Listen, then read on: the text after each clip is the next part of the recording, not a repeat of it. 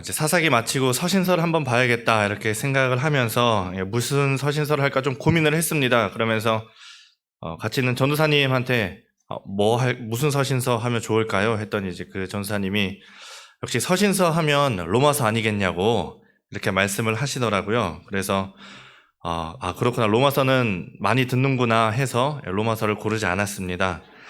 네, 그래서 워낙 로마서가 중요하다는 건 알고 있으니까 나중에 기회가 되면 하고, 또 그렇다고 올해를 또 넘기기는 또 그래서 이렇게 어느 정도 또 맞추다 보니까 갈라디아서를 이렇게 고르게 되었습니다.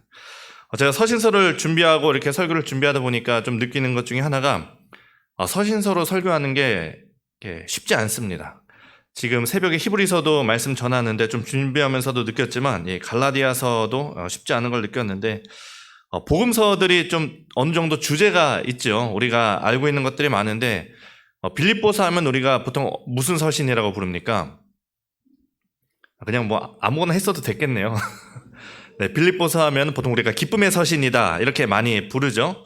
네, 그리고 히브리서 하면 우리가 잘 알고 있는 히브리서 11장, 믿음장 이런 것들이 있고, 에베소서도 우리가 많이 듣죠. 에베소서는 또 결혼식에 많이 등장을 하죠. 에베소서 제목 때문에 그런 게 아니라, 아내들아, 남편들아, 자녀들아, 이런 가정에 대한 얘기가 있기 때문에 또 결혼식에 많이 듭니다. 그러면서 하나됨이라는 주제도 있는데, 갈라디아서의 주제는 무엇일까요? 갈라디아서의 주제를 좀 이렇게 압축해서 얘기한다면 뭐라고 얘기할 수 있을까요? 팀 켈러는 갈라디아서 그 강의를 쓴 책에서 이렇게 얘기합니다. 갈라디아서는 다이너마이트다. 갈라디아서의 주제가 다이너마이트가 아닙니다. 갈라디아서의 주제는 복음입니다. 그래서 이 팀 켈러가 얘기하는 것이 갈라디아서는 다이너마이트다. 갈라디아서의 주제는 복음이다. 복음은 다이너마이트다. 우리의 삶을 통째로 변화시키는 다이너마이트다. 이렇게 이야기를 했습니다. 어떻게 기대가 되지 않습니까? 갈라디아서를 보는 것이. 특별히 다른 서신서와 다르게 좀 더 강하게 얘기하는 그 주제가 복음이라는 것이고, 이 복음을 조금 더 풀어서 길게 얘기하면 그래봤자 두 글자 길어지지만 이신칭의, 이것이 갈라디아서의 주제인 것이죠. 믿음으로써 의롭게 된다. 이것을 갈라디아서에서 사도 바울이 굉장히 강하게 이야기를 합니다. 일단 갈라디아서 배경부터 설명을 하면, 갈라디아서는 누구에게 보내는 편지입니까? 누구에게 보내는 편지죠? 에베소서는 누구에게 보내는 편지죠? 에베소 교회 교인들에게. 로마서는 로마 교회 교인들에게. 갈라디아서는 갈라디아 교회 교인들에게. 갈라디아 지방이 혹시 어딘지 아십니까? 바울이 1차 전도 여행했던 그 지역이 갈라디아서입니다. 제가 오늘 준비를 못했는데 다음 주에는 제가 준비를 해서 좀 명확하게 알 수 있도록 준비를 하겠습니다. 그러니까 바울이 1차 전도 여행을 했던 그 지역이 갈라디아 지역이고, 그 지역 안에 루스드라, 더베, 이고니온, 부르기아 이런 도시들이 있는 거죠. 그러니까 갈라디아는 약간 경기도 그런 약간 넓은 지역이라고 보시면 됩니다. 그 안에 도시들이 있는 것이고, 그런데 바울이 1차 전도 여행을 마치고 돌아왔는데 바울에게 이상한 소식이 들립니다. 바울이 복음을 전하고 교회를 세웠던 그 갈라디아 교인들이, 그 그리스도인들이 유대교로 돌아섰다는 그런 내용입니다. 여기서 바울이 전한 이들은 대부분 이제 이방인 그리스도인이었습니다. 유대인 그리스도인이 아니라 이방인 그리스도인이었던 것이고, 이 갈라디아 교회에 그리스도인들이 된 이방인들이 처음에는 이 유대인들에게 좀 박해를 받았습니다. 그런데 잘 견뎌냈습니다. 그래서 굳이 갈라디아서에서도 바울이 그것을 잘 이겨낸 것은 언급하고 있지 않은데, 문제는 그 다음이었습니다. 이제는 이 유대인들이 어떻게 보면 사탄이 그런 거죠. 책략을 바꿔서 복음을 전한 그 바울의 복음에 의심을 갖게 한 겁니다. 그러니까 힘든 박해는 잘 견뎌냈는데 이 이간질과 회유가 교묘하게 성공을 거둔 겁니다. 크게 두 가지인데, 한 가지는 바울의 사도성에 관한 논란이었습니다. 우리가 바울을 사도라고 부르는데, 우리가 일반적으로 사도가 무슨 뜻입니까? 보냄을 받았다라는, 그 보냄을 받은 자라는 뜻이죠.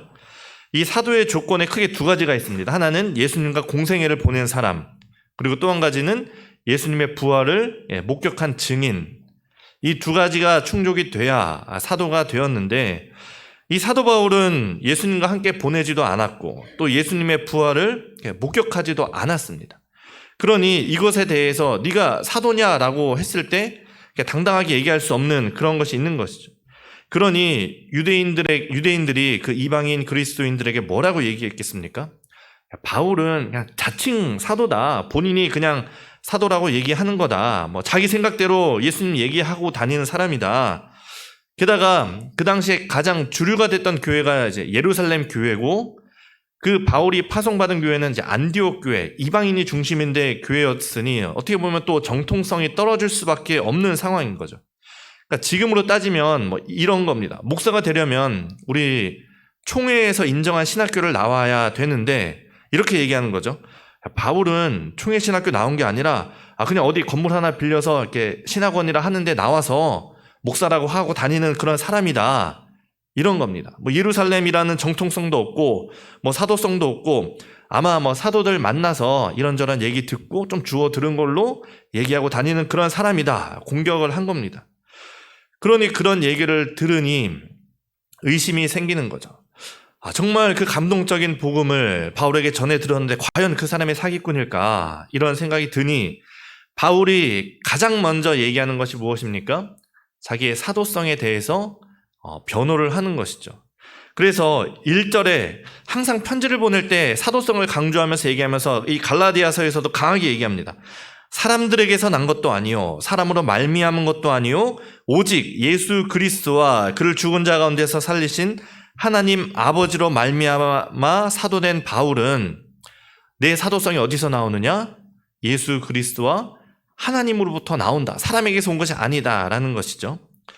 그 18절 19절 1장 18절 19절에 보면 이런 얘기도 합니다. 그 후 3년 만에 내가 게바를 방문하려고 예루살렘에 올라가서 그와 함께 15일을 머무는 동안 주의 형제 야고보 외에는 다른 사도들을 보지 못하였느니라. 내가 다른 사도들과 교류하면서 뭐 그렇게 대충 배워서 그 사람들이 하는 얘기 듣고 전하는 게 아니라 난 그 사람들을 만나지도 못했다라고 얘기하는 거죠. 그러면서 11절 12절에 이렇게 얘기합니다. 형제들아, 내가 너희에게 알게 하노니 내가 전한 복음은 사람의 뜻을 따라 된 것이 아니니라. 이는 내가 사람에게서 받은 것도 아니요 배운 것도 아니요 오직 예수 그리스도의 계시로 말미암은 것이라. 이 사도 바울이 자기의 사도성을 예수 그리스도에게 맡기는 것이죠. 다른 사도들이 나를 사도로 세우거나 위임해 준 것이 아니다. 바울이 전한 복음은 온전히 예수 그리스도의 계시로 말미암은 것이고 예수님이 자기를 따로 이방인의 사도로 세운 것이고 그렇게 나를 부르셨다 하면서 사도성을 변호하고 입증하고 있습니다. 사도성에 대한 논란이 하나 있고, 그리고 이것보다 이제 더 큰 문제가 한 가지가 있는데, 이 유대인들이 그 이방인 그리스도인들에게 율법을 강요한 겁니다. 바울이 얘기한 건 뭐였습니까? 이신칭이 너희가 믿음으로써 너희가 예수 그리스도를 믿으면 그 믿음으로 너희가 의롭게 된다. 믿음 외에는 다른 것은 필요 없다. 너희가 예수 그리스도를 믿으면 구원을 받는다라고 얘기를 합니다. 그런데 유대인들은 이렇게 얘기합니다. 아니다. 너희가 하나님의 명령, 율법을 지켜야 된다. 그런데 이런 유대인들의 마음도, 그렇게 얘기하는 유대인의 마음도 사실 저는 이해가 됩니다. 유대인들이 율법을 강조하는 이유가 무엇일까? 언제부터 율법을 강조하게 되었을까? 바벨론 포로 이후부터 유대인들이 율법을 강조하게 됩니다. 그 이전에도 율법이 있었지만 우리가 뭐 열왕기상하, 사무엘상하, 역대기상하에서 보듯이 이스라엘 백성들은 어땠습니까? 늘 하나님을 배신하고 배반하고 떠나고 율법을 어기는 게 일상이었습니다. 그 결과 어떻게 됩니까? 나라가 망하고 절대 무너지지 않을 것이라 믿었던 그 성전이 무너지고 백성들이 포로로 끌려가게 되었습니다. 이 포로로 끌려간 이스라엘 백성들이 참 지혜롭게도 자신들을 돌아봤습니다. 우리가 왜 이렇게 하나님의 백성이 망하게 되었을까? 왜 성전이 무너졌을까? 왜 우리가 포로 신세가 되었을까? 거기서 오는 결론이 뭐냐? 우리가 하나님의 말씀대로 살지 않았구나. 우리가 율법대로 살지 않았구나 라는 것을 깨달은 겁니다. 그래서 바벨론 포로 이후 이 깨달음을 가지고 다시는 멸망당하지 않기 위해서 율법을 우리가 잘 지키자, 그렇게 강조하게 된 것이죠. 그리고 율법을 잘 지키기 위해서 이 율법을 넘지 않도록 이제 테두리를 만듭니다. 그런데 또 그 테두리를 넘지 않도록 그 테두리 뒤에 또 테두리를 만듭니다. 이게 이스라엘 율법이 되고 우리에게 가장 잘 알려져 있는 것 중에 하나가 안식일 계명인 것이죠. 안식일을 기억하여 거룩하게 지키라 라는 하나님의 말씀을 지키기 위해서 그 뒤에 아무 일도 하지 말라라는 울타리를 쳤고, 그러면 그 일하는 게 뭔가라는 것에 대해서 울타리를 치고 그 일하지 않는 것에 대한 울타리를 또 이렇게 치는 겁니다. 그러다 보니까 어떤 일이 발생하느냐, 예를 들면 그런 거죠.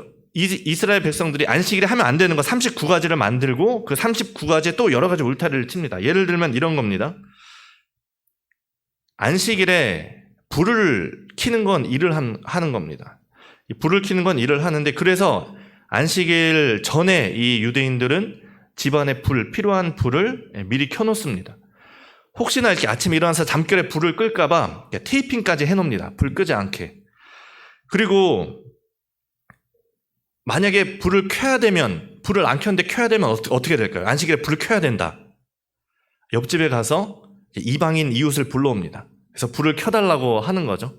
본인은 켤 수 없습니다. 율법을 어길 수 없으니까. 이방인한테 켜달라고 하는 거고, 또 많이 알려진 것 중에 하나가 유대인들이 운영하는 그 호텔에 샤바트 엘리베이터라는 게 있습니다. 여기서 샤바트라는 것은 안식일을 뜻하는 건데, 이 엘리베이터는 이렇게 따로 층을 누르지 않아도 본인이 이렇게 엘리베이터가 알아서 1층부터 이렇게 한 층 한 층 다 올라갔다가 이렇게 내려옵니다.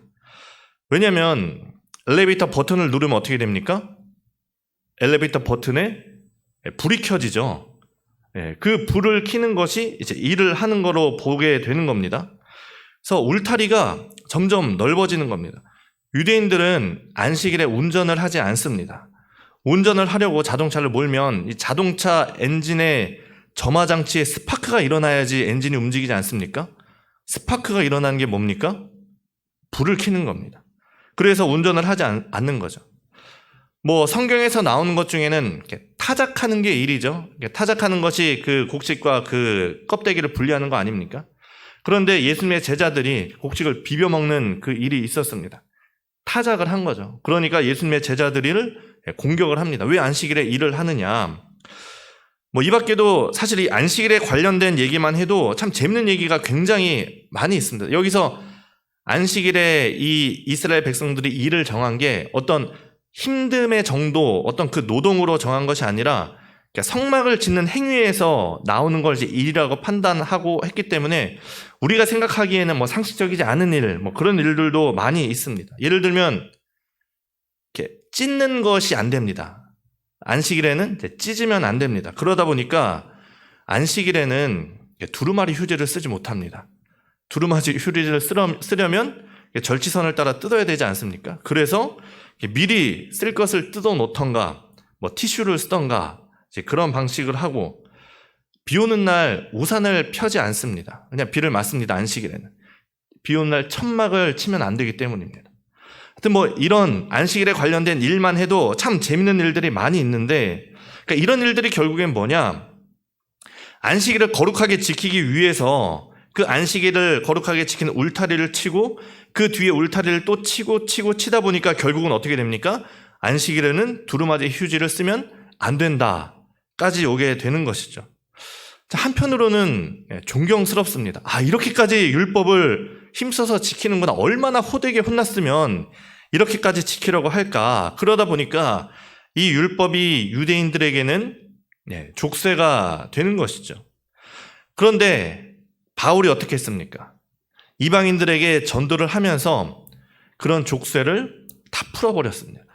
해방시켜버렸습니다. 이런 것들 율법 지킬 필요 없다. 오직 한 가지 뭐냐? 이신칭의 믿음이 너희를 의롭게 할 것이다. 말 그대로 복음을 전한 것이죠. 유대인들은 늘 선민 사상을 가지고 있습니다. 이방인들을 늘 이렇게 종으로 생각을 했는데, 그렇기 때문에 이제 이방인들에게 복음을 전해지는 것도 뭔가 이 유대인들 입장에서는 배가 아픈 것이 있었고, 그런데 어떻습니까? 율법이 없이도 이 사람들이 자신들과 같이 하나님의 백성이 될 수 있다라는 그 사실이 유대인들에게는 질투가 날 만한 것이죠. 그래서 이들의 한 행동이 뭐냐? 그들에게도 율법의 족쇄를 채우는 겁니다.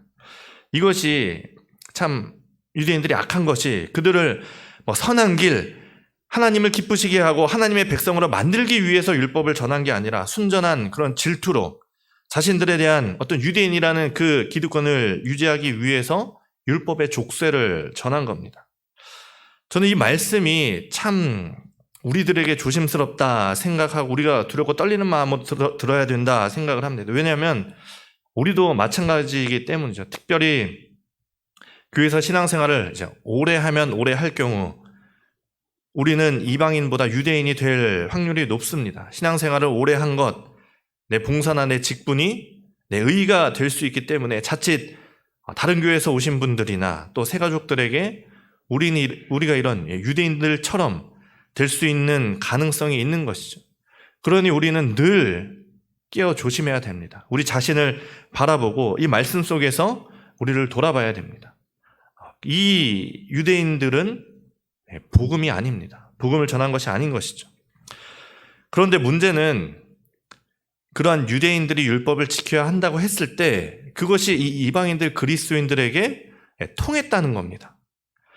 갈라디아에 있는 이방인 그리스도인들이 이제 바울에게 복음을 듣고 큰 기쁨으로 정말 그리스도인이 되었는데 바울이 얘기하는 것처럼 6절에 바울이 뭐라고 얘기합니까? 그리스도의 은혜로 너희를 부르신 이를 이같이 속히 떠나 다른 복음을 따르는 것을 내가 이상히 여기노라. 이상하게 여긴다. 너희가 그렇게 복음을 잘 받아들이고 기쁨으로 받아들였는데 이렇게 빨리 그 복음을 저버린다고 하면서 의아해하는 것이죠. 그들이 복음을 쉽게 떠난 이유가 뭘까요? 여러 가지가 있겠지만 한 가지는 복음이 공짜로 주어지기 때문이죠. 만약 그들이 복음을 위해서 뭔가 조금의 희생이라도 했다면 그들이 복음을 위해서 만약에 새끼손가락 하나라도 자르면서 내가 그리스도인이 되겠습니다 라고 했다면 아마 쉽게 그렇게 저버리지 못했을 겁니다. 저희 교회에서 이제 문화교실을 하지 않습니까? 저희가 교회에서 지원을 하지만 회비를 어느 정도 받습니다. 만약에 회비를 받지 않고 공짜로 운영을 하면 어떻게 될까요? 신청하는 인원이 훨씬 더 많을 겁니다. 10명, 10명, 20명 신청하다가 나중에 어떻게 될까요?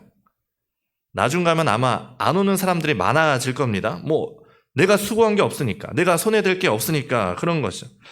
사람이 참 그렇습니다. 거저주면 아무리 소중한 거라도 거저주면 그 가치를 잘 깨닫지 못합니다.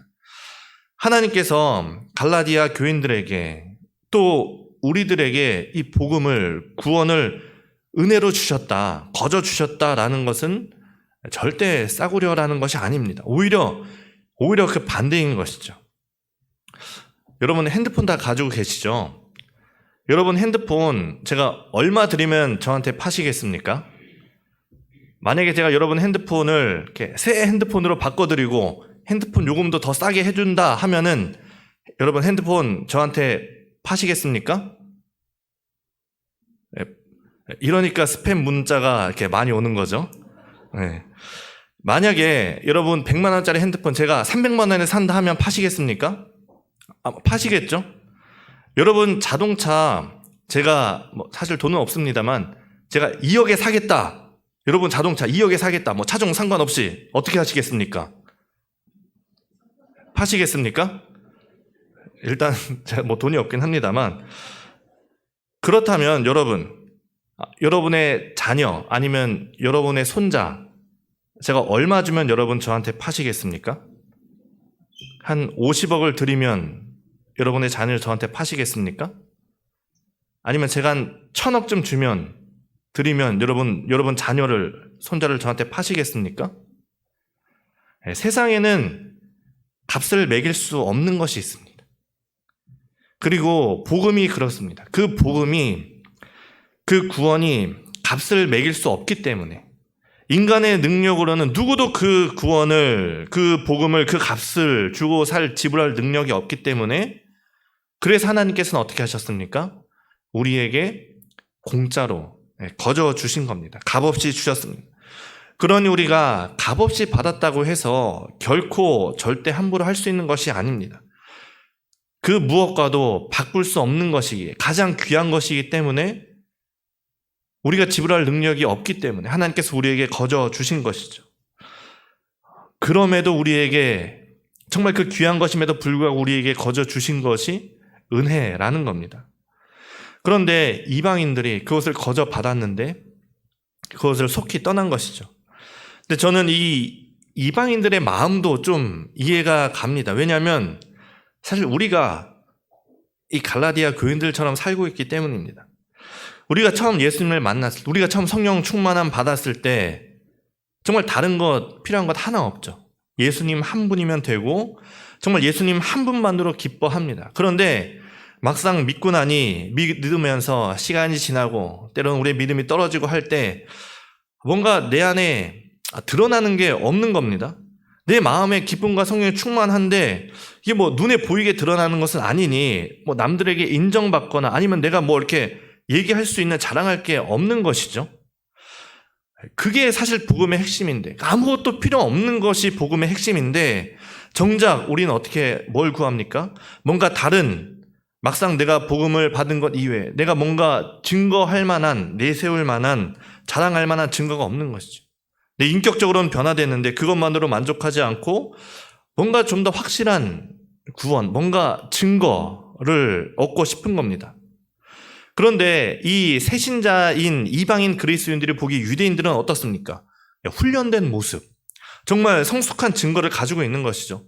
철저하게 율법을 지키고 몸에는 할례라는 확실한 증거를 지니고 있습니다. 그들도 뭔가 이런 것들이 있었으면 좋겠다 생각을 한 것이죠. 어떤 사람이 예수님을 영접하고 정말 그 구원에 감격해서 교회에 등록을 했습니다.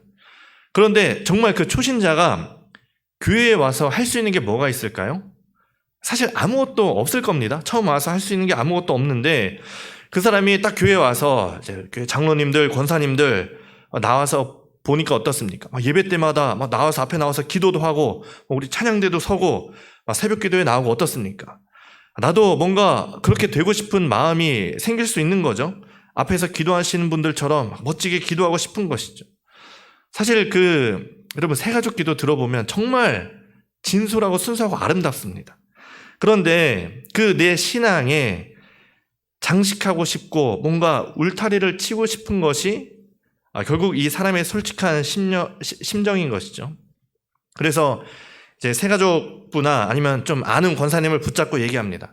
제가 신앙생활을 좀 더 잘하고 싶은데 어떻게 하면 될까? 어떻게 하면 권사님처럼 될 수 있을까요? 이제 여러분 뭐라고 권면하시겠습니까? 그 사람들에게. 먼저는 새가족 교육을 받으시고요. 그 다음 단계에 이제 복음 훈련, 이제 그 다음에 성장 훈련, 뭐 처음이니까 기독교 교리 교육도 받으시고요. 새가족 교육 마치고 나면 뭐 찬양대나 교사, 뭐 하고 싶은 봉사도 할 수 있어요. 양육도 중요합니다. 기초 제자 학교 마치고 나서는 제자대학, 그 후에 지도자 과정까지 들으면 좋아요. 원사 발견 세미나나 전도 포괄, 뭐 중보기도 학교, 결혼하실 거면 뭐 부부 학교, 아버지 학교도 들으면 좋죠. 공예배 다 참석하셔야 되니 주일 예배, 주일 오후 예배, 수요 예배, 금요 기도회, 새벽 기도에 나와서 은혜 받으시고 헌금은 뭐 11조나 뭐 감사헌금 외에 뭐 구정금이나 뭐 성경금도 있습니다. 뭐 그 외에 뭐 전도단 나와서 전도하시고 뭐 1년에 한 번 정도 이렇게 성경 통독도 하시면 좋아요. 이렇게 우리가 권면할 수 있겠죠. 참 그렇게 권면할 때 이 새가족 어떻게 그것을 이렇게 받아들일 수 있을까요? 사실 저는 제 개인적으로 고민 중인 목회적인 딜레마가 있습니다. 저는 복음이 우리에게 분명히 자유를 주었다고 생각을 합니다. 확신을 합니다. 갈라디아서 5장 1절에 말씀하시죠. 그리스도께서 우리를 자유롭게 하려고 자유를 주셨으니 그러므로 굳건하게 서서 다시는 종의 멍에를 매지 말라. 이 바울이 전한 복음은 갈라디아 교인들에게 자유를 주었습니다. 자유인으로 만들어졌습니다. 그 자유는 예수 그리스도께서 생명을 바쳐가면서까지 얻은 것입니다. 그 귀한 것을 값없이 그들에게 주셨는데 그들이 어떻게 합니까? 다시 율법, 종의 멍에를 매는 것을 선택을 했습니다. 그게 사람의 본성이라는 거죠. 근데 그게 지금도 저는 마찬가지로 보입니다. 교회에서 많은 일들을 만들고 또 이제 많은 교육 과정이 있고, 근데 그것을 이렇게 참 고되게 힘들게 굴리면 굴릴수록 성도님들이 좋아합니다. 또 그런 교회에 사람들이 많이 모입니다. 제가 전에 있던 한 교회에서도 참 행사 일을 많이 만들고 또 그 뭔가 교육을 만들고 막 인원을 채워 넣어야 됩니다. 교인들 이렇게 권면하면 뭐 사정이 있는 분들도 있지 않습니까? 그분이 사정이 있으면 어떻게 해야 됩니까? 이제 제가 사정을 해서 오시도록 해야 되는 거죠. 그래서 인원을 채워야 되고, 또 그러다 보니 막 했던 사람이 또 하는 일들도 있고, 어떨 때는 이제 뭐 교육을 마치고 간증자를 세우라고 해서 막 다 한 사람 한 사람 물어보면서 모두 다 싫다고 하는데 어떻게든 이렇게 결국에는 뭔가 간증자를 세우고 이렇게 은혜로운 그림이 그려져야 했던 것이죠. 제가 이제 그걸 진행하고 옆에서 보면서 이게 복음일까? 이게 예수님이 이를 위해서 오신 것일까라는 그런 고민이 제 안에 많이 들었습니다. 그러니까 뭔가 율법으로 규칙과 훈련 등으로 이렇게 사람들을 구속하고 막 쥐어짜면 이상하게 사람들이 더 좋아합니다. 또 그런 교회 사람들이 많이 모입니다. 그걸 보면서 뭐가 맞는 걸까? 제 목회적으로 고민이 되는 거죠. 제가 아는 복음은 우리에게 자유를 주었는데 오히려 종의 멍에를 매는 것이 부흥이 된다면 이게 뭐가 맞는 것일까? 사람이 그렇게 늘어나는 것이 좋은 것일까? 늘어서 뭘 하려는 걸까? 예전에 있던 한 교회에서 이제 예배당을 건축해서 새로 갔습니다.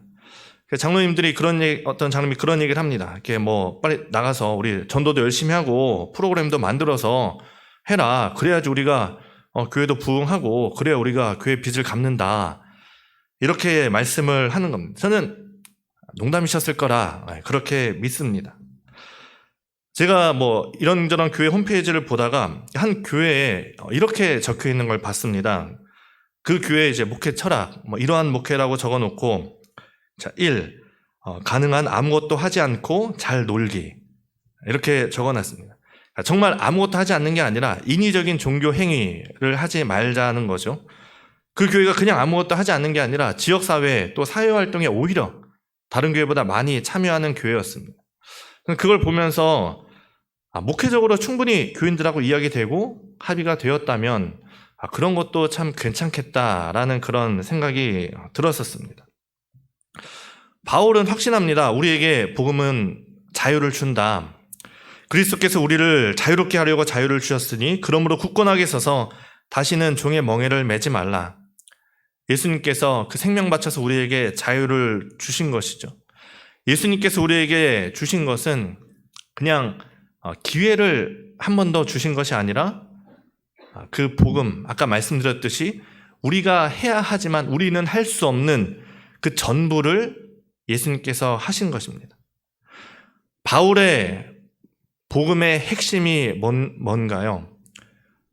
구원은 처음부터 끝까지 하나님의 일이라는 겁니다. 우리가 이 복음을 받아들일 때 놓치지 말아야 되는 것, 우리가 많이 배우고 있지만 그럼에도 다시 한번 기억하고 놓치지 말아야 되는 것, 구원은 하나님의 일이다. 우리의 노력과 인간의 노력을 할 수 있는 것은 아무것도 없다라는 것입니다. 우리의 구원을 계획하신 분도 실행하신 분도 우리를 부르신 분도 우리를 위해서 희생당하신 분도 모두 다 하나님께서 하신 일입니다. 거기에 우리가 한 일은 아무것도 없습니다. 그렇기 때문에 영광이 그에게 세세토록 있을지어다. 바울이 고백하는 것이죠. 그런데 우리가 이 복음을 정말 직면할 때 우리는 겸허해집니다. 겸손해집니다. 내가 어떤 교육과정을 마쳤다고 어떤 훈련을 마쳤다고 우리가 그러한 사람이 되는 게 아닙니다. 예전에 있던 교회에서 그 담임 목사님께서 훈련 교육을 하면서 첫 시간에 그런 얘기 했습니다. 여러분, 이 교육을 마친다고 해서 그 사람이 됐다고 생각하지 마십시오. 이렇게 얘기를 하면서 교육을 시작을 했습니다.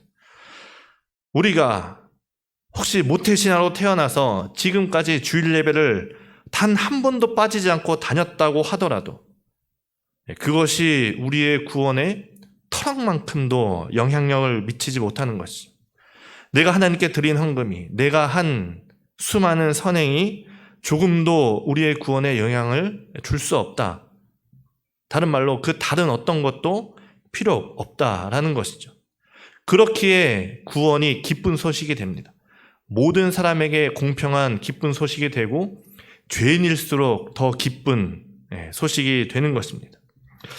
제가 교육과 훈련이 필요 없다는 그런 이야기가 아닙니다. 여러분 오해하면 안 되는데 교육과 훈련을 통해서 분명히 우리는 더 성숙해져 갈 수 있습니다. 아까 말씀드린 것처럼 제가 참 많은 걸 말씀드렸죠. 새가족 훈련, 복음 훈련, 성장 훈련, 기독교 교리 교육, 제자 훈련, 여러 가지 봉사, 여러 가지 세미나, 훈련 이런 것들, 예배, 성경 통독 다 필요합니다. 다 필요하고 해야 되는데 제가 원하고 제가 말씀드리고 싶은 것은 이것들이 우리가 자유인으로서 은혜 안에서 자유롭고 기쁨으로 하시기를 바란다는 겁니다.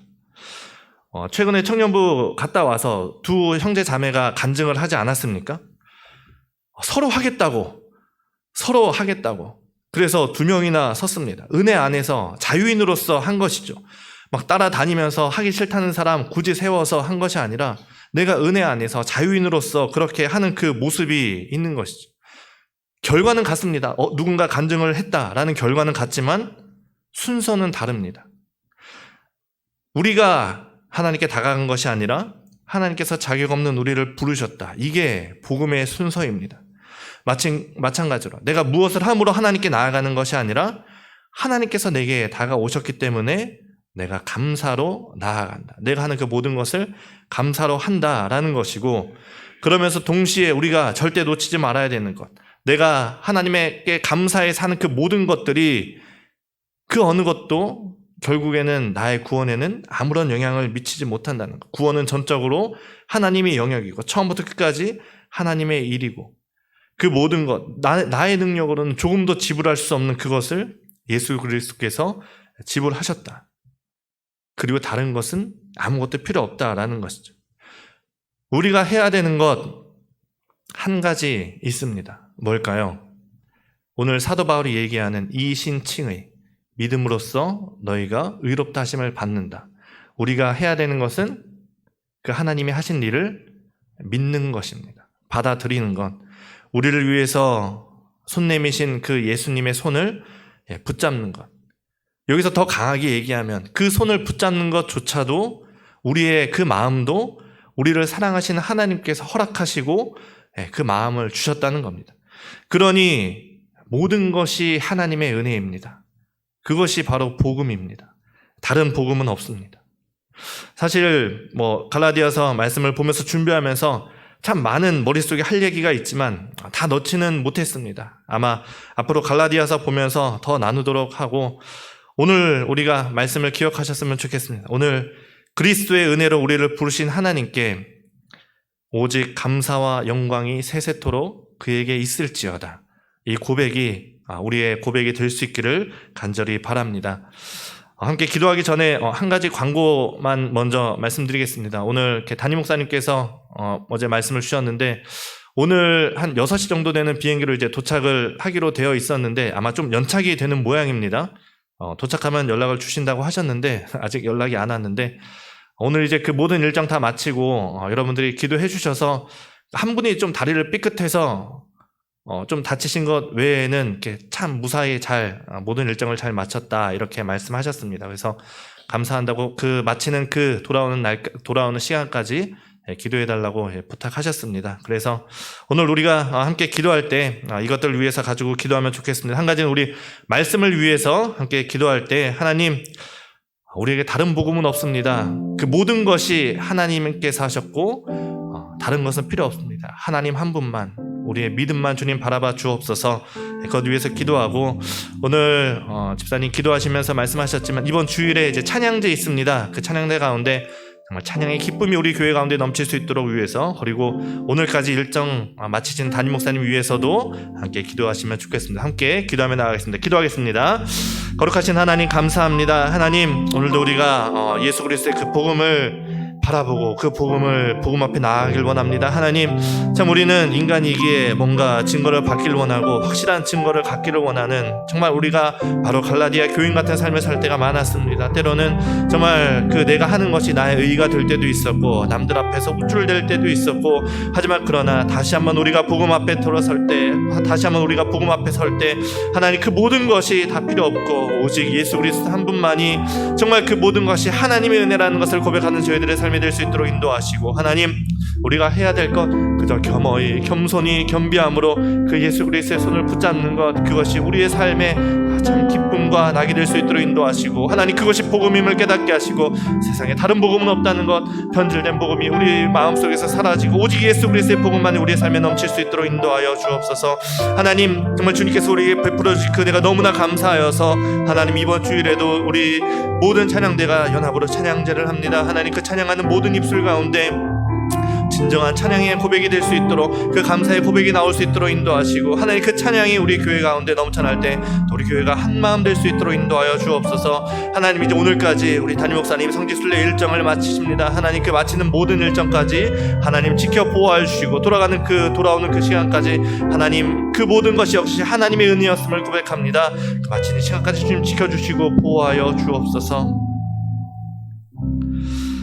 거룩하신 하나님, 감사합니다. 하나님, 참 우리가 갈라디아 교회를 바라보면서 때로는 내가 바로 갈라디아 교인처럼 살았다는 것을 보게 되고, 때로는 내가 유대인처럼 살았다는 것도 보게 됩니다. 하나님, 우리는 너무나 어리석어서 그 주님께서 주신 복음 정말 기쁨으로 받았음에도 다른 많은 것들을 구하며 살 때가 많았습니다. 하나님, 다른 복음이 없는데 우리가 다른 것을 구하며 살았던 우리의 어리석음을 주님 용서하여 주시고, 하나님, 이제 주님의 그 복음 앞에 정말 우리를 위해서 우리의 그 무엇으로도 살 수 없는 그 귀한 값진 복음을 주님께서 우리에게 주셨으니, 그 복음 앞에 우리가 다시 한번 바로 설 수 있는 우리 상일의 성도들 될 수 있도록 인도하시고, 하나님, 우리가 할 것은 그저 겸손한 마음으로 믿음으로 하나님께 고백하며 모든 영광이 하나님께 있음을 고백하는 저희들 될 수 있도록 인도하여 주옵소서. 하나님, 그 고백으로 하나님, 이번 오는 주일에도 우리의 감사의 찬양을 하나님께 올려드리기를 원합니다. 그 모든 찬양 가운데 하나님 영광 받아주시고, 하나님 찬양을 부르는 이나 듣는 이나 하나님께서 은혜 내려주시고, 하나님, 무엇보다 그 찬양의 열기로 우리 교회 다시 한번 하나 될 수 있도록 주님 인도하여 주옵소서. 하나님, 담임 목사님 오늘까지의 그 9박 10일의 일정을 마치고 돌아옵니다. 하나님께서 지켜 보호하여 주신 것도 모든 것이 하나님의 은혜임을 고백합니다. 하나님, 그 돌아오는 그 시간까지 주님 함께하여 주시고, 그곳에서 하나님께서 베푸신 은혜로 우리 교회에 나누며 정말 다시 한번 귀한 은혜 속에 머무는 우리 교회 될 수 있도록 하나님 인도하여 주옵소서. 감사드리며 거룩하신 예수님의 이름으로 기도합니다. 아멘.